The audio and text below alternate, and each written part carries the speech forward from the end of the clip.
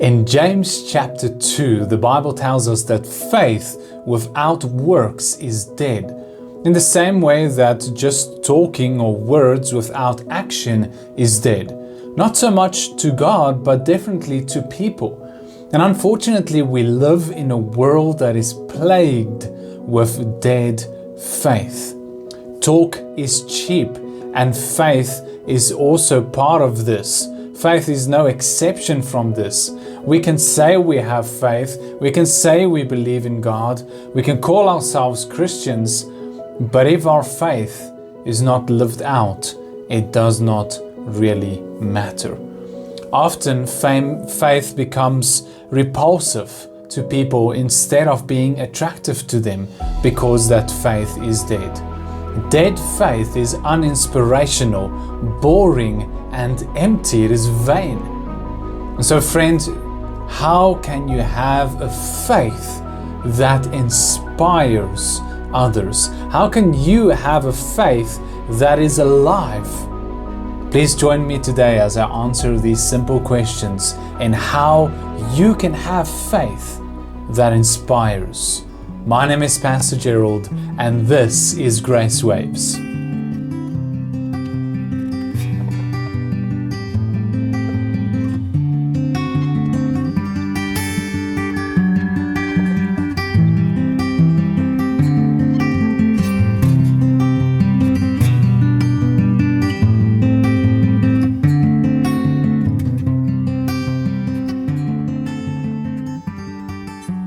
Good morning, friend. Thank you so much for joining me today. It is always such a privilege to be able to bring you this word. Now, we know that faith is powerful, and we even spoke about this last week, about the power of faith. But there is another side of the power of faith that we did not speak about, and that is that faith is powerful in that it creates faith fields.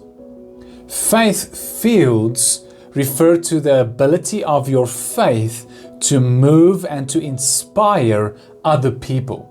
It is, like when you have a magnetic field that you cannot see it, but there is a force there that it draws, it pushes, it energizes, even wireless charging and all these things, it works with magnetic fields. And so this is the way that our faith can be, is our faith can be alive, it can be inspiring, and it can move other people around us. In James chapter 2, verse 18 to 20, the Bible speaks about our faith, and the Bible says, "But some of you may say, 'You claim to have faith, and I have good works. Show me your faith without your works if you can, and I will show you my faith by my works, that is, by what I do.' You believe that God is one, and you do well to believe that. The demons also believe and shudder and tremble in the sight of God. But are you willing to recognize, you foolish and spiritually shallow person, that faith without good works is useless?" And this is in the Amplified Version. And what the Bible really is saying here is that when we say we have faith, but our life does not align with those words, our life does not align with what we say we believe, then our faith is dead. In fact, it is worse than dead because we actually blaspheme God's name. We bring shame to His name when we do not live out what we say we believe. But when we live what we say we believe, then it becomes a powerful faith. Faith is not just for you.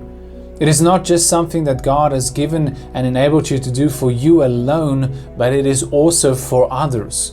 And in the Bible, we have several good examples, right, of people that were heroes of faith, people that moved by faith, people that moved not only other people, but nations, the world, through faith. It speaks about, in the Bible, it talks about the disciples and they say, the people say that, oh, those disciples, those people that have turned the world upside down have come here as well. A handful of people.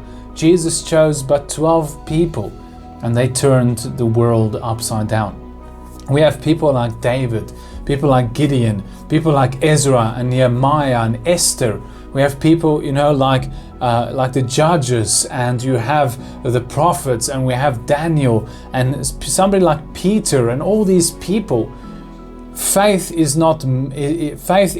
meant to inspire other people, to move them, to help them, to motivate them, to encourage them to move and to trust God as well.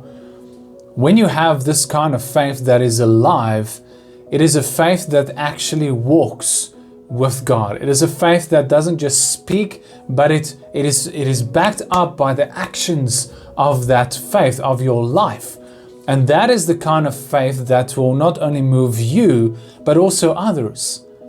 But if you have faith that doesn't inspire you, that doesn't move you, then how can you possibly inspire other people? If your faith is not real to you, if it doesn't challenge you, if it doesn't move you, if it doesn't move you forward in your relationship with God and help you to do things that you would not normally do, then how can your faith possibly then do that for other people? How can you inspire others if you are not inspired by your own faith? And so it starts with that decision that we make to obey by faith the words of God. How can I have faith? How can you have faith that inspires other people? It starts with faith obedience, and we're going to talk about that on Friday. But it starts with not just hearing the words of God, but believing them and then walking in them. The Bible says, do not just be hearers of the word, but doers also, lest you deceive yourselves.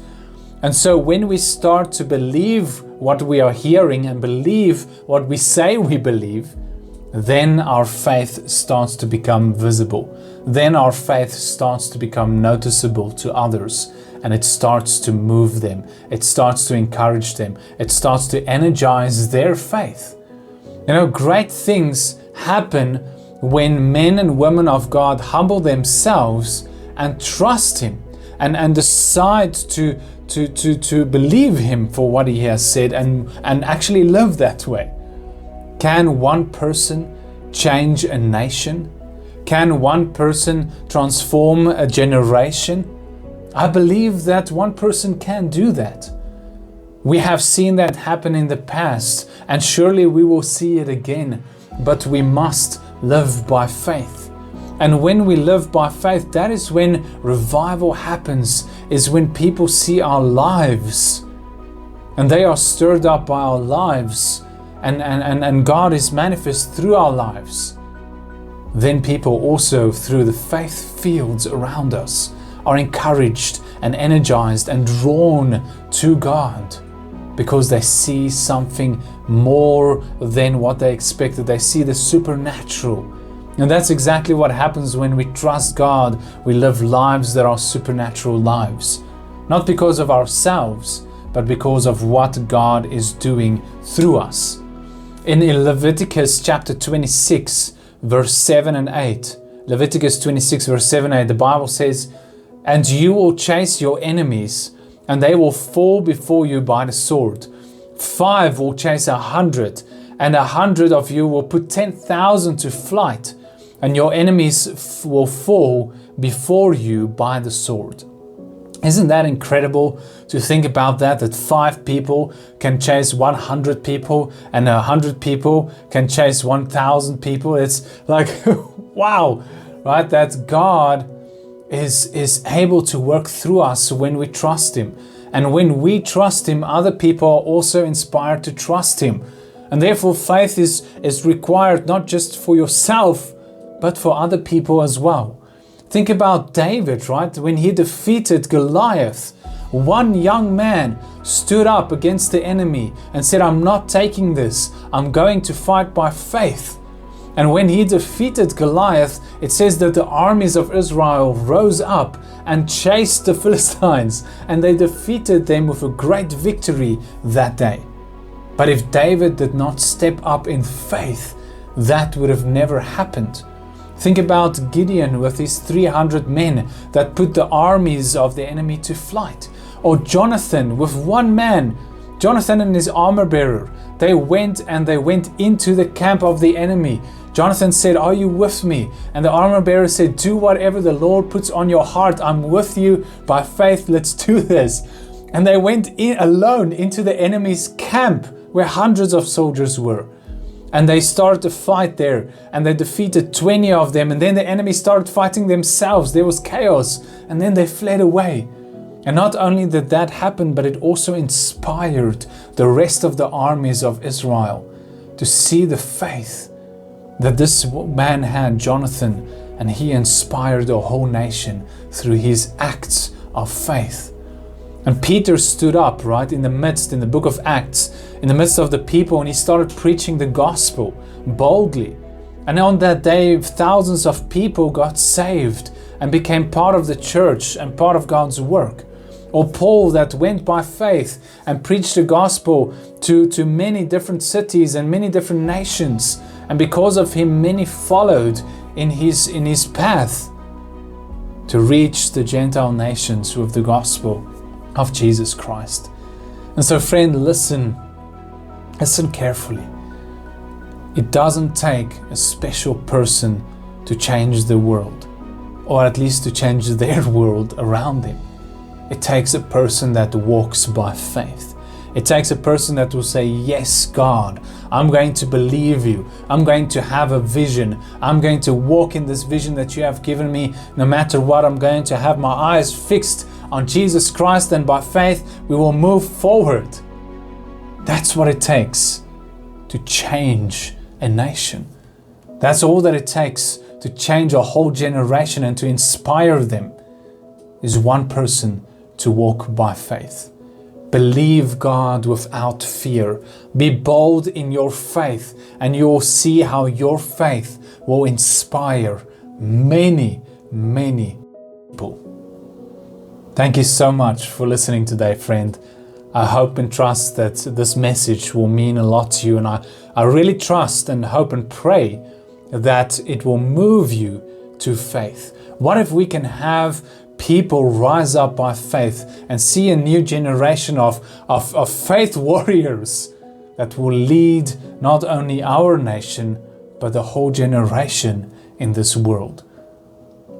Please remember, friend, as always, to like this message. And if you have not subscribed yet to our YouTube page, please go and do that. We will really appreciate it. Not only will you be notified when we upload new messages, but also you'll help us reach more and more people with the good news of Jesus Christ.